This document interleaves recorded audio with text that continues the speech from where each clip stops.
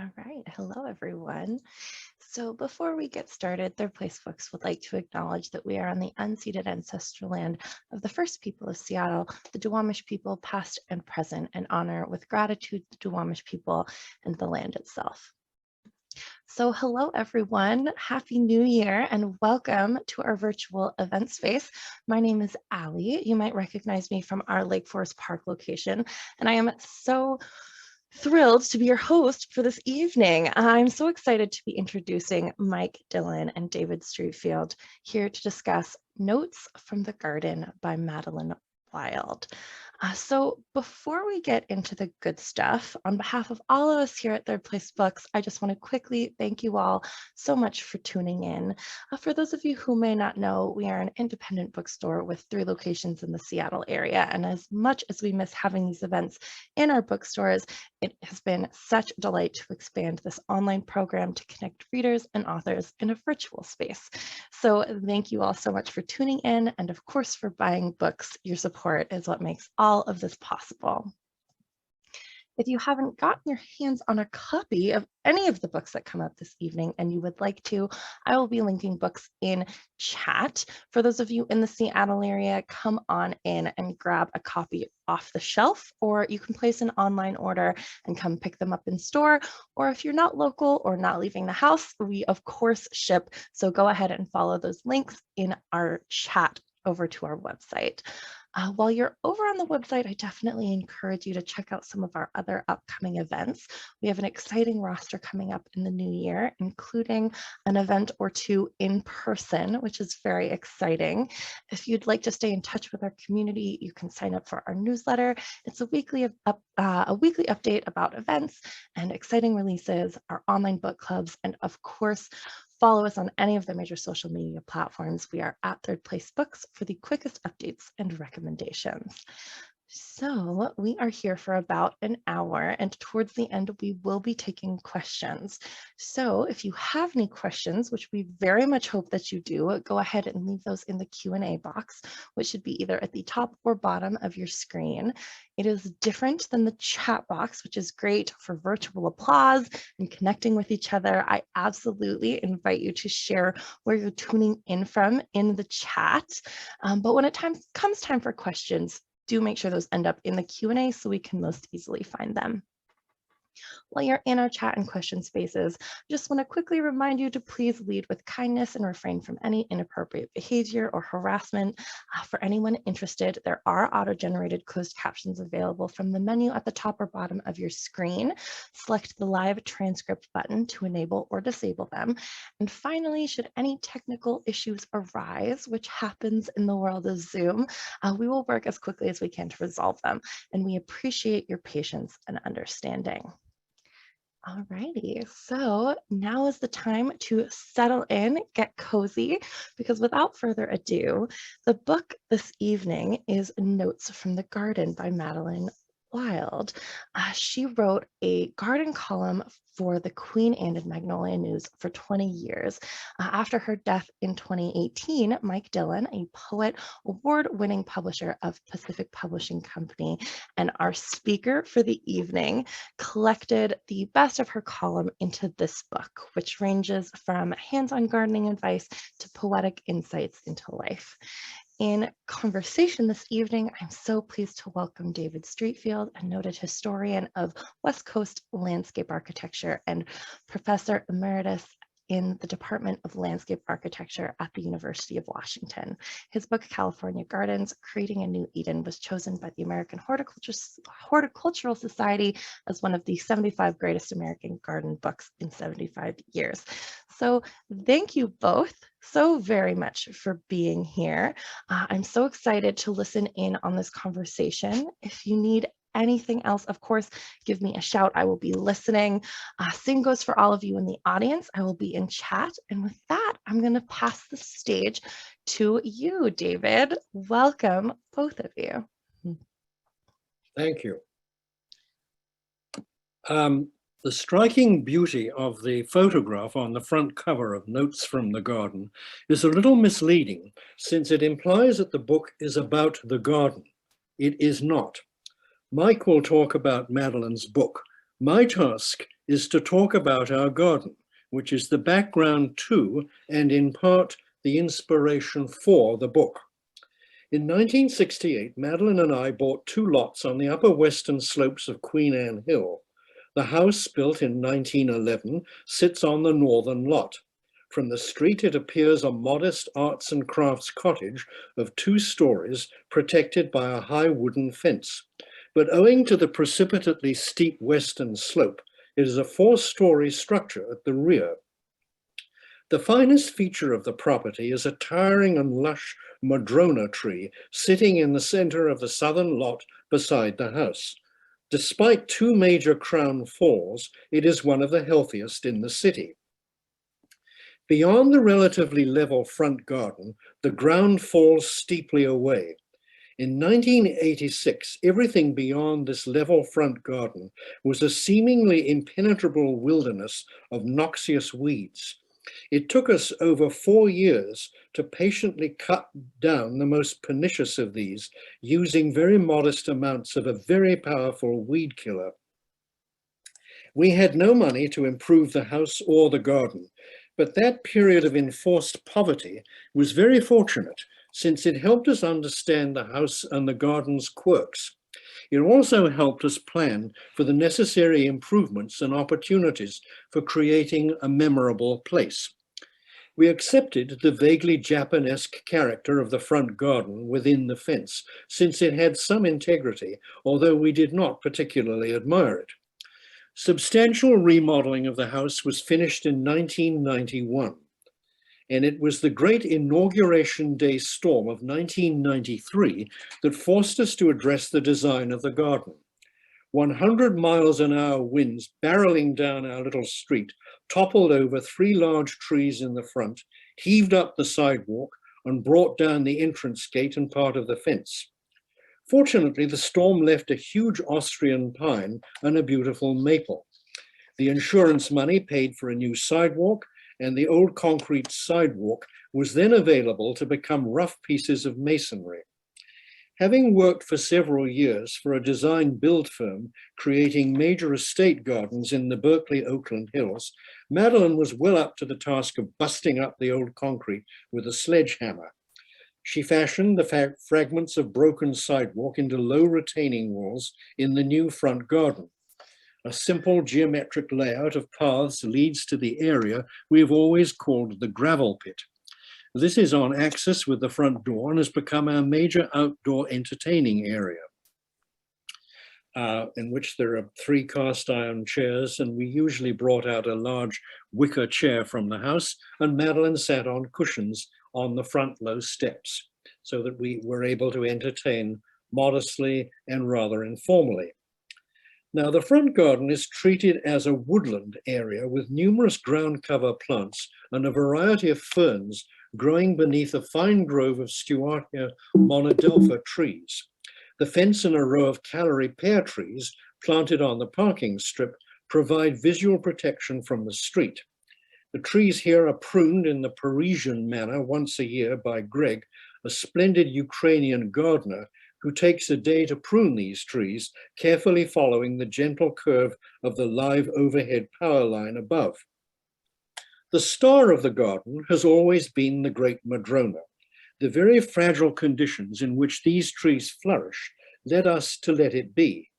It therefore receives no irrigation water, and the slope above is run as a dry area.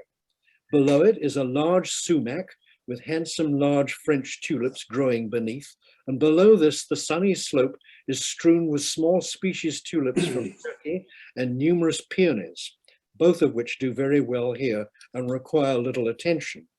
There are also many old shrub rose bushes.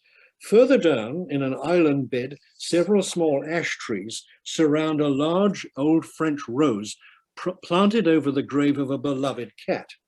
Another rhododendron sits above another favorite cat's grave, in front of a grove of towering redwoods planted to remind us of our love for California, for Madeleine, the place of her birth, and for me, a love affair that began in 1967. Recently, I placed between their great limbs a large oxidized copper architectural fragment from the upper story of a demolished New York mansion. Madeleine carted this piece back to San Francisco, and it resided in our basement until I brought it out as a sculptural fragment that serves as a lovely memorial to her. In the lower southwestern corner is our collection of large-leaved rhododendrons that evoke strong memories of great British rhododendron gardens I have visited. On the other side of the redwoods, a series of narrow terraces descend the steep slope below the house. Just below the lowest terrace is our small orchard of old apple species. These have never produced edible fruit, but they are nevertheless very attractive plants that have justified their keep. We built the lowest terrace on the northern half of the next one above, with the remaining busted up pieces of our sidewalk. This forced us to complete this middle terrace with interlocking concrete blocks that were rather unattractive until mosses recently invaded them. This terrace houses pinks, more roses, and a large collection of daylilies. The upper terrace was built later by Madeleine and a neighbor's teenage son looking for a summer task, and this is planted with predominantly gray foliage plants. The rosemary plants hang over the edges of the terraces, masking the geometry. The upper and the lower sections of the garden are linked by a winding staircase built by Madeleine's masonry teacher. We flew him up from the Bay Area and drove around the neighborhood, gathering suitable paving stones left out on parking strips. This was at a time when owners would leave out masonry fragments that they did not want for anyone to pick up. Mike, the master mason, who was at that time working on the estate of the president of the University of California in the Berkeley Hills, created a masterful work of art using these found pieces as treads, framing them with large, highly sculptural chunks of clinker brick that we'd unearthed in working our hillside. Meticulous in ensuring that each tread was exactly the same height, Mike created a sinuous masterpiece, and he assured us that it was the most difficult job he had ever built. Like all truly great works of garden art, it has an air of inevitable effortlessness.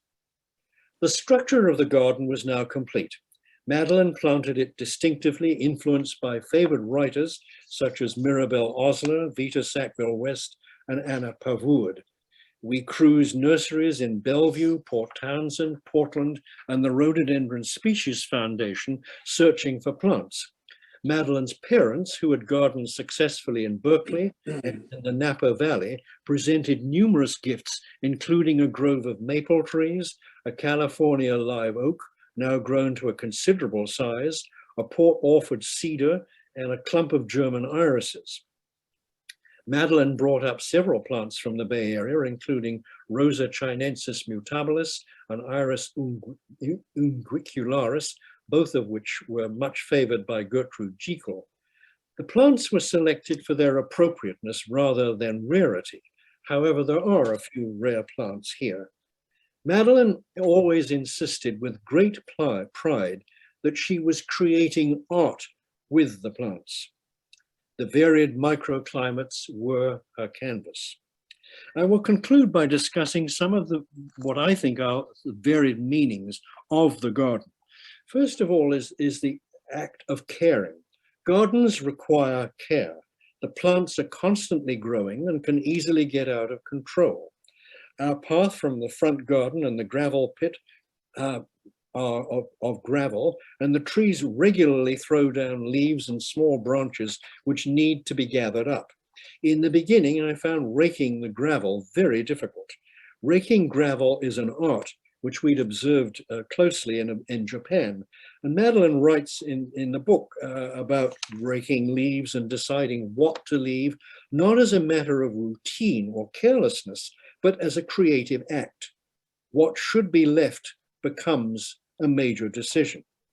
Madeleine raked the street gutter regularly as a necessity so that the leaves don't impede the flow of water on our sloping street.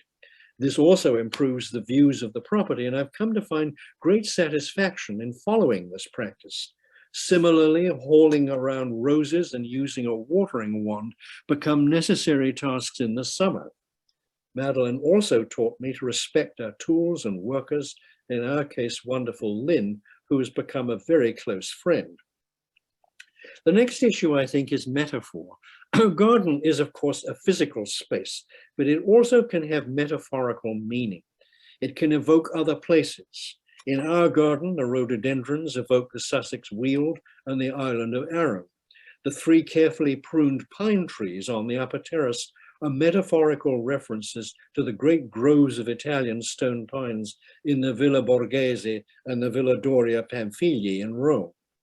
Madeleine also wrote about finding the entire world within a single iris flower. There is, of course, a biological continuum from small flowers, from seeds to a garden, to a wood, to a forest, to a continent, to the planet. And her book encourages all of us to think about such connections.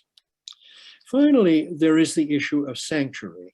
Madeleine often referred to our garden as the sanctuary. Sanctuaries are invariably and inevitably solitary places. Madeleine would spend time alone in the evenings, walking in the garden, reflecting on and searching for ideas for her columns. I now spend time sitting alone, especially in the evenings from the spring through the summer and the early autumn, watching the light move across the garden. And this is often the most beautiful time of the day, when her vibrant spirit lives on. Last summer, on one brief occasion, for a moment, a thin vertical branch of the madrona was lit up in the dying sun's rays.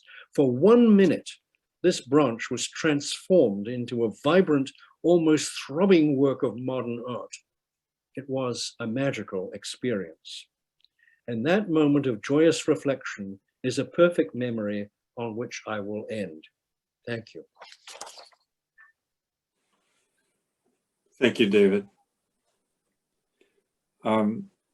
Before I get going, a couple things up top. I'm going to be reading from 5 of Madeleine's columns, and these all are sort of on the lyrical side of her writing, but the technical dimension is also very present in the book. And I just wanted you to know that, but I thought we would skip the finer points of mulching and so on tonight. The other part is I'll be looking down occasionally. I use notes. I have to order my thoughts on paper, otherwise they evaporate. So I want to start off by reading some reviews, just some portions of reviews that have come in on the book. And they're really gratifying, because when you attempt an effort like this, a manuscript, and I had no connection with the book world outside of the publishing world of poetry, you're sort of flying blind. And there were times when I was working on the manuscript, I was thinking,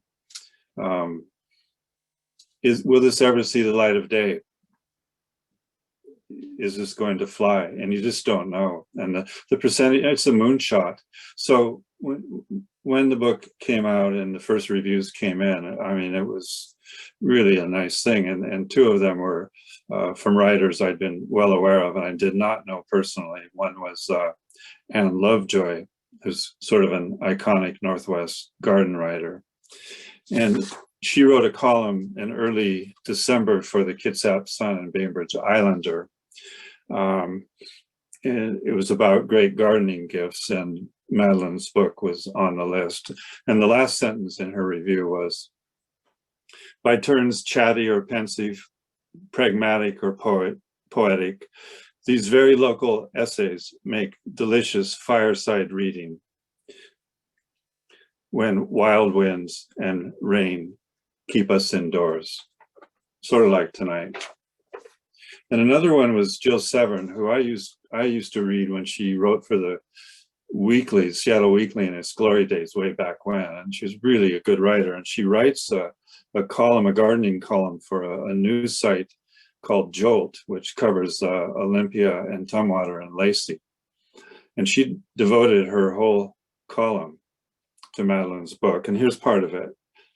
What's most likable about this book is Madeleine Wilde herself.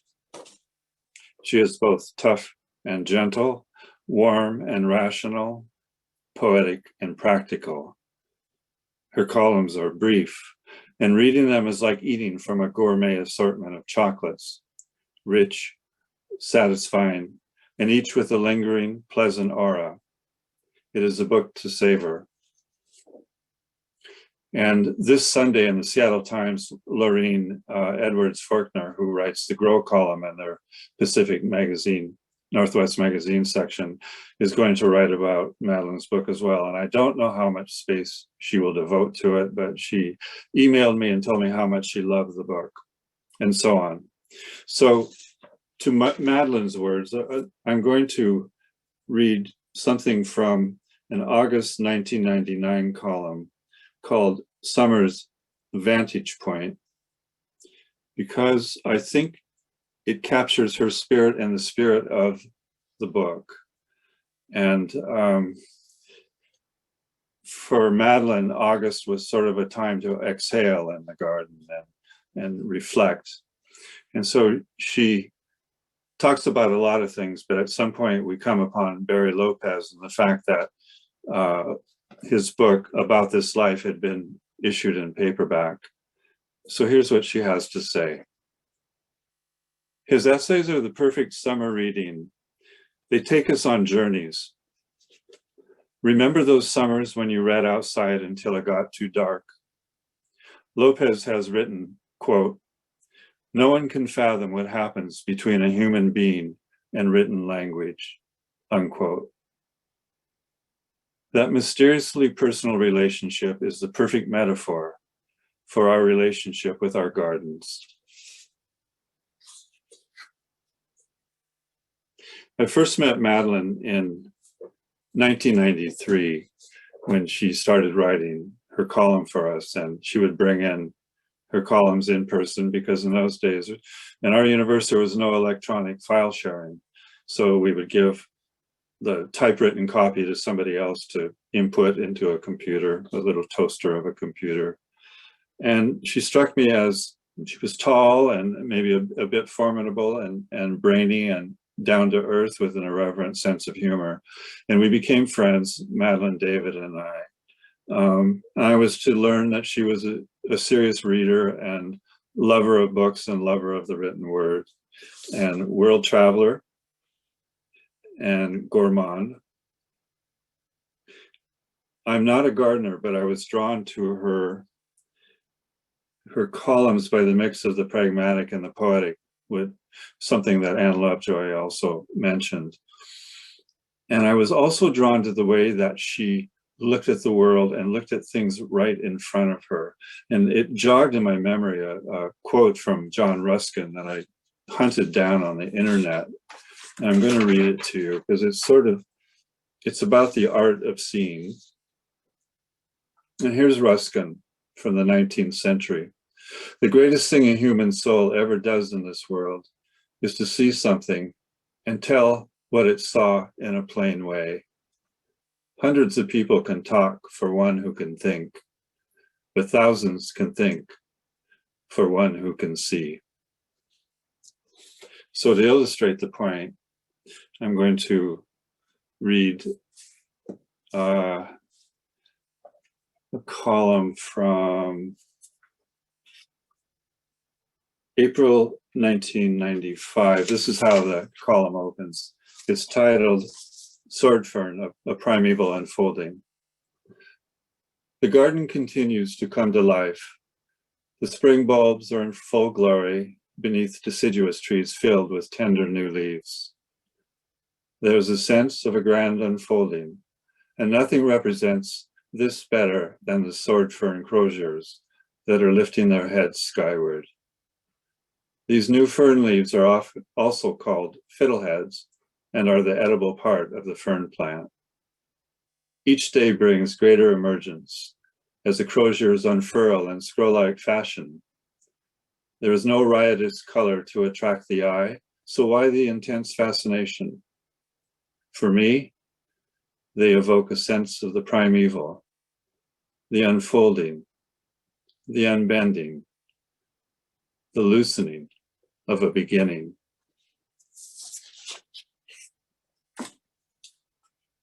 Madeleine was born in Pasadena, California in 1943 and grew up in a privileged environment of private schools and music lessons and summers in Carmel, and two aunts who rewarded her for reading books. And she earned her degree in social science at the University of California at Santa Barbara, and then headed for New York City to work in computer programming, and which was a brave new world then. And she returned to the Bay Area and continued her computer work, and took an extension course at the University of California at Berkeley in garden design and garden building. So the upper middle class young woman bent her back and got her hands dirty. And I would say here too, it's important to emphasize that Madeleine looked at life through a fiercely democratic lens with a small d. And she never lost that.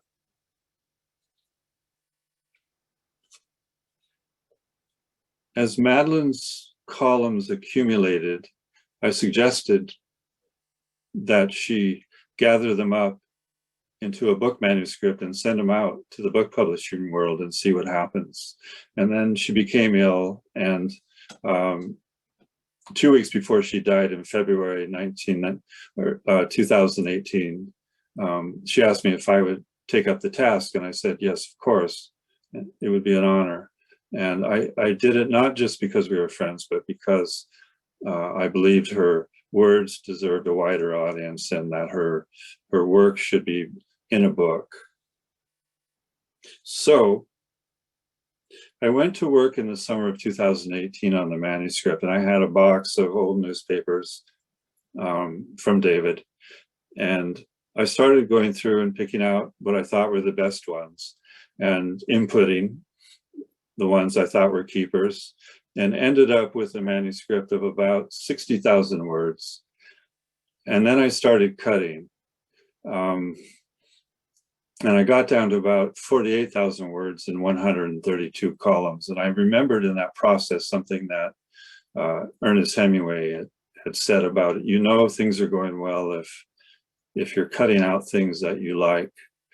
And it just struck me the book had to be a certain length, and that was it. Madeleine had a great gift for knowing when to end a column, and I think a book should be constructed the same way. I don't know how many times, I'm sure many of you have experienced this, when I've read a poem or a short story and I get to the bottom of the right-hand page and I think, what a brilliant ending, what a great way to end that piece.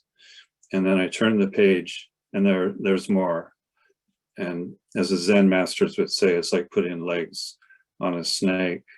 And I recall something that Robert Louis Stevenson did in his last years in Samoa when he was playing Highland chieftain to his extended family. He made up a list of do's and don'ts, which they needed to hear. And one was no unpleasant talk at dinner, which is reasonable. Another was always return a borrowed book within a week, which probably isn't. But the one that stood out for me, the one I loved, was never ask a departing guest a new question. In other words, don't be afraid of silence or the soft ending or soft landing. And Madeleine was a master of that. And I'm going to read an example. It's from a column titled The Art of Raking from November of 1994. And one of the great things about Madeleine's columns is that she let her well-stocked mind sort of flow. So you didn't always end up where you started out, which is a wonderful thing. So she talks about getting the right kind of rake and how to sort of deal with the tedium of repetitive motion. And then all of a sudden we come to Van Gogh. So here's Vincent van Gogh. She writes, I think of a phrase from one of Van Gogh's letters to his brother in 1889, noting, quote, the various effects of a gray sky against a yellow soil with a green-black note in the foliage. Another time the soil and the foliage are all of a violet hue against a yellow sky. Then again, a red ochre soil and a pinkish green sky. It is the range of colors. This is Madeleine now. It is the range of colors, both in the leaves and the atmosphere, which can bring immense enjoyment, as does the arrangement of the leaves. After getting the bulk of them from the edges, the corners, and the garden beds, the pleasure comes in deciding how many to leave behind and where to leave them. The other day, I felt like I was composing a landscape painting while making these decisions. I knew I would have more materials offered to me the next day, so where today did I want to paint the earth? Each day I can recompose the landscape with this season's rich material offerings. It was just a matter of getting past the repetitive chore of the task and finding the craft, or perhaps the art. The book is made up of 4 sections, the 4 seasons, of course, and it flows according to garden time, not calendar or clock time. So that a column from 2009 might come before, from September 2009 might come before a column of September 1999. One of the things I learned from working with Madeleine's words was that she saw the garden, as David said, as a metaphor for the world. And I saw another dimension to it as well, in addition to what David talked about. It's just that all is life there. Birth, decay, rebirth, light and shade, the micro and the macro, hard work and letting go, probably more questions than answers, and a proper respect for the mystery. It is also a place where the imagination can do amazing things. I'm going to read from a column called At the Helm of a Beautiful Yacht from August 1993. This is how it ends. Stroll around your garden with a notepad and tape measure. Is this the year to replace that narrow, broken walkway you use every week to roll out the garbage can? It's hard to describe the sheer pleasure I experience each week as I use my new walkway. Originally, it was 24 inches wide, just as wide as the wheelbase of the heavy monthly recycling bin. The path was cracked and had been lifted by tree roots, making for little bumps that threw the big bin off into the garden beds. My new walkway is 30 inches wide and smooth as silk. As I roll my cans to the curb each week, I feel as though I were at the helm of the world's most beautiful yacht. I learned a new word last year from a writer. The word is autotelic, and that is the capacity for self-delight and to be able to generate your own sort of entertainment in this world without having to rely on outside stimulation. So I want to circle back again to Barry Lopez's words about no one can fathom what happens between a human being and written language. And then Madeleine's observation, the mysteriously personal relationship is the perfect metaphor for our relationship with our garden. And David talked about sanctuary and the notion of sanctuary. And what I learned, again, working with the manuscript, was that it's that dimension of creative and imaginative inwardness, inwardness that makes a garden a sanctuary. Here's the final paragraph from the first column in the book. It's from March 1997, and it's titled Contemplative Time. On the really frightful stormy days, pick one of our spring flowers and bring it to your table. Take the time to study it ever so closely, for these blooms are a world unto themselves, with markings and veining to delight the eye. There it all begins. Well, I'm going to ignore my own advice because this would be the stopping point, but I'm going to tack on a brief coda because it's January 6th and Madeleine would have been hyper aware of the anniversary from what happened a year ago. So I'm going to read a few sentences from a letter by William Blake, written in August 1799. Because when I think of these, when I read these words, I think of Madeleine and her garden. And Blake is writing to one Reverend Dr. Trusler, who had commissioned Blake for a work of art, and then he didn't like it, and he made that clear to Blake. So Blake wrote him a flamer back. And here's part of it, and I think it's one of the most remarkable things I've read. I feel that a man may be happy in the world, and I know that this world is a world of imagination and vision. I see everything I paint in this world, but everybody does not see alike. To the eyes of a miser, a guinea is far more beautiful than the sun, and a bag worn with the use of money has more beautiful proportions than a vine filled with grapes.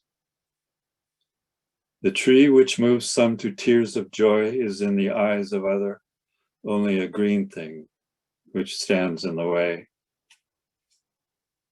Two worldviews, and there's no doubt where Madeleine would have stood. So thank you for listening. And Ali, I assume you're out there somewhere with, there are questions. I sure am. Oh, good to see you.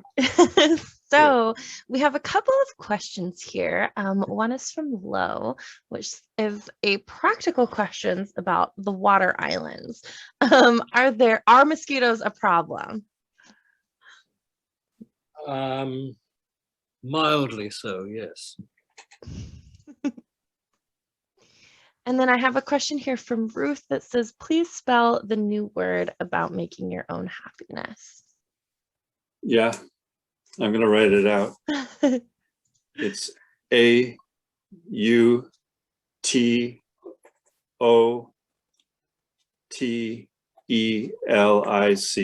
autotelic. Wonderful word.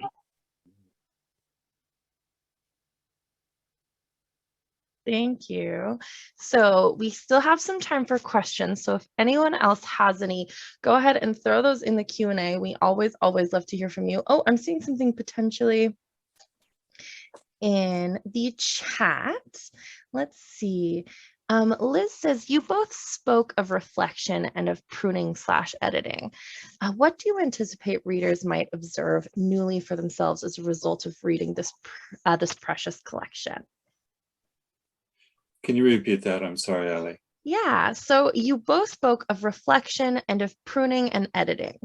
What do you anticipate readers might observe for themselves as a result of reading this precious collection? David? I'm not sure how to answer that. I will quote Iris Origo, whose advice about writing to her eldest granddaughter was, to keep reading it over and over again and look for the extraneous and take it out. And I don't consider myself to be a particularly good writer, and I find that it's absolutely essential to keep reading what I've written. So that's my best response to it, and I think Madeleine would probably echo that too. Yes. I remember somebody once said, no poem suffers from being too short. So the editing process is vital. So I have another question here that says, who was the author referred to that wrote in Jolt? That wrote what? That wrote in Jolt is what the question says. Oh, Jill Severn. It's Severn, and you can go to the Jolt website and put in Jill Severn and Madeleine Wilde, and the full column will come up. And it's excellent. So we have some wonderful comments in chat, but let's see. I have a question. Was there something that really stands out for you? Speaking of editing, was there something that sort of really stands out for you that you cut from the book that you wish that you could have kept in? Yes, that's a good No. No, I think it came out just right. That's such a good answer. Thank you. So Kathy says, I wonder what it must have been like to be her editor. Well, that's an interesting question, because when she was writing her column, I was not her editor, I was the publisher, so I only edited the book posthumously. But at the back of the book, there are 3 editors in particular who are acknowledged. I think the phraseology I use, who formed their own unique relationships with Madeleine, and they were very close.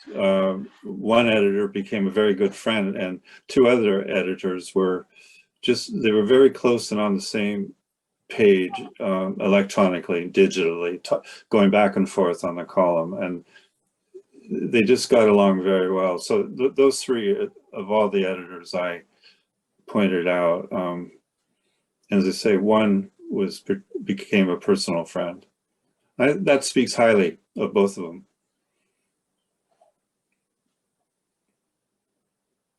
So I'll throw another question into the ring. If you have any more audience members, we still have a little bit of time, so go ahead and throw those in the Q&A.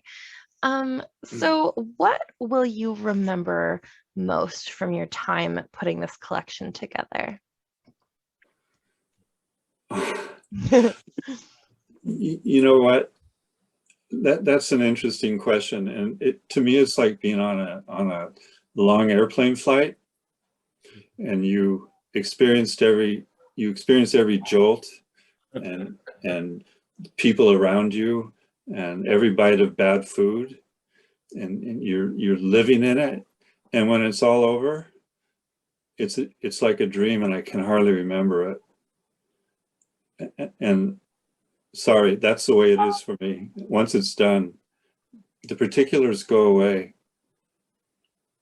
That is a super interesting analogy. I really like that.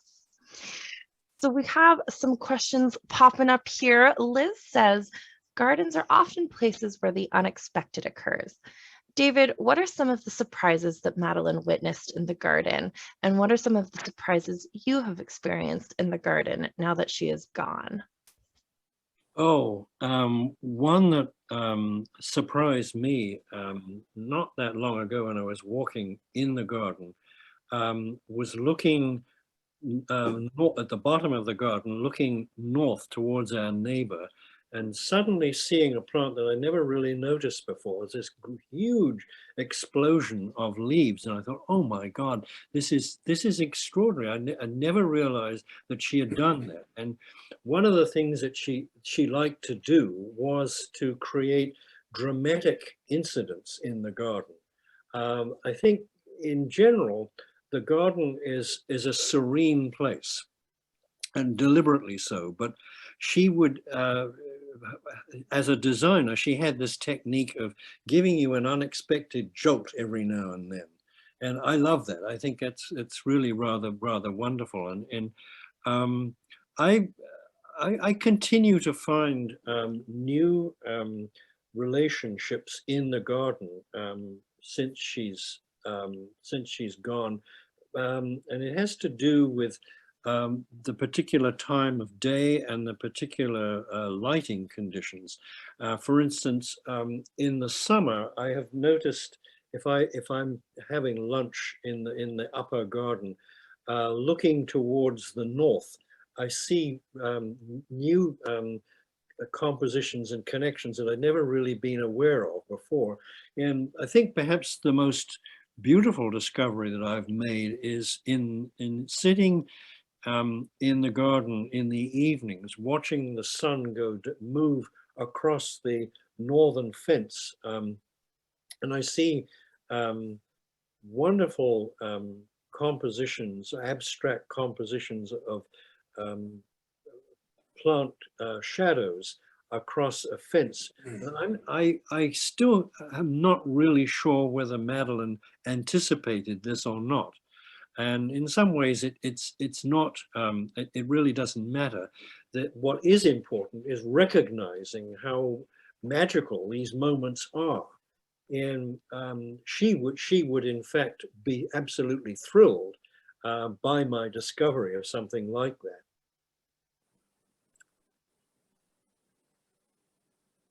Wow. So I have a last question here from Beth, who is a former student of yours, it sounds like. She says, I was curious whether Madeleine had other gardeners or garden designers that she admired or took lessons from. Oh, yes. Because we traveled quite a lot in Italy and also in England.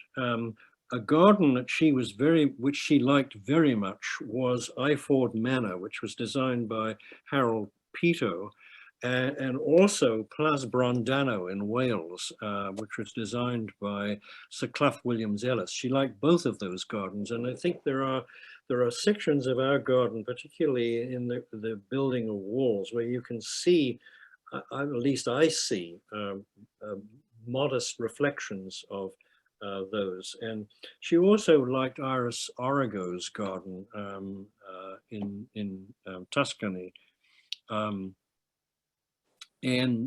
I think both of us were deeply affected by the time when we went to Japan, by noting the way particularly in Zen monasteries, the way in which the monks care for the gardens and the way in which they prune things. For example, in one garden, we were both literally blown away by the sight of a young monk down on his knees, carefully pruning a bed of moss with a tiny razor blade and taking what seemed like an infinity of time to do this. And it was a uniquely Zen moment. And I think both of us learned a lot from seeing that. So Madeleine was incredibly observant wherever we went when we traveled. And one of the things that I particularly remember about our travels was that if ever there was a gardener working, she would go out of her way to talk to the gardener to see what tools he or she was using and what techniques they were employing in keeping the garden going. And as Mike said in his talk, she was unique. She was supremely democratic with a small d. And she would have found as much pleasure in talking to a gardener as in talking to the owner of a private garden.